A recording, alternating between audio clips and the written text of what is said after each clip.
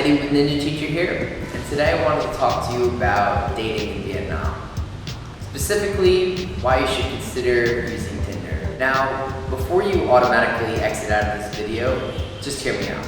Tinder does not have the same reputation here than it does in the West. It's seen as a legitimate dating app, and not just for hookups. One of the main ways Vietnamese couples start dating is through mutual friends. Their mutual friends set them up. Tinder is just a different way to get set up. Now, of course, you might be really into the old-fashioned way of just approaching someone at a bar or a cafe. And I don't want to tell you to not do that or that it will never work, but here are a few reasons that it might not. Vietnamese tend to be a lot more reserved in social situations. If you go out to a bar or a different social event, most of the Vietnamese just stick with the groups that they came with.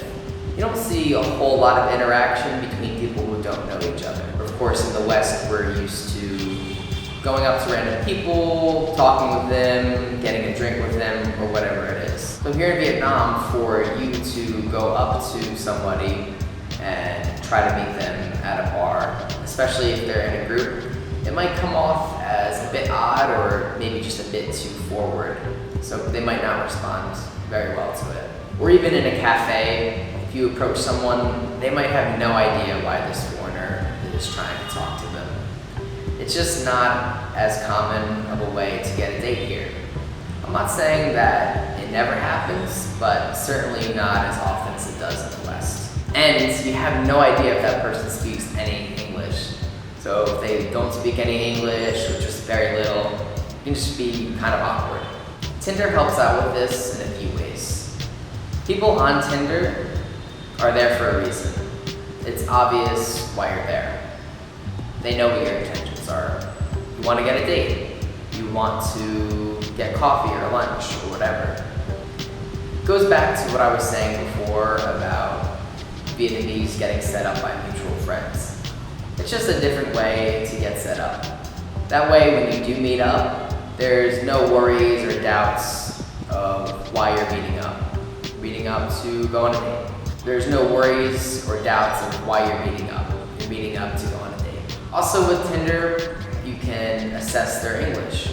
If you're messaging back and forth and they just have really broken English, it's probably not a good idea to meet up. If you can't communicate properly, then it's never going to work out. You're both probably going to leave the date frustrated. So why bother? Now, it doesn't always work. People's written English can be a lot better than their spoken English, but at least right off the bat, if someone's got really bad written English, you know that it's probably best not to go on a date with that person. Especially when you're new here, you might not have many Vietnamese friends, or friends in general. So Tinder provides an opportunity just to get out there. You don't have to be looking for a girlfriend or a boyfriend. You could just be looking for some friends, just somebody to hang out with. Not every date you go on has to lead to some relationship. Just go meet people, get some coffee. Maybe you just wind up being friends with that person, and that's totally cool too. But of course, if you have been here for a while, you might have a lot more Vietnamese friends than you probably know already, but they'll probably try to set you up with their mutual friends or maybe some cousins or something. They love doing it. So in general, I think dating locals is a really great way to immerse yourself in the culture. You're going to be exposed to different social norms that you might not be used to back home. And of course, they can show you all the great local spots. A lot of spots that you probably would have never came across if you had just stayed in the expat community. Plus, dates here are way more affordable than back home. It can be as low as $5 or maybe 10 or 20. And Tinder's a good jumping off point, so why not? So I think I'll end the video there. If you want to check out my personal YouTube channel, you can check the link below. Until next time, I'm Eddie with Ninja Teacher, and if you want to find out more about teaching abroad, check out our website below.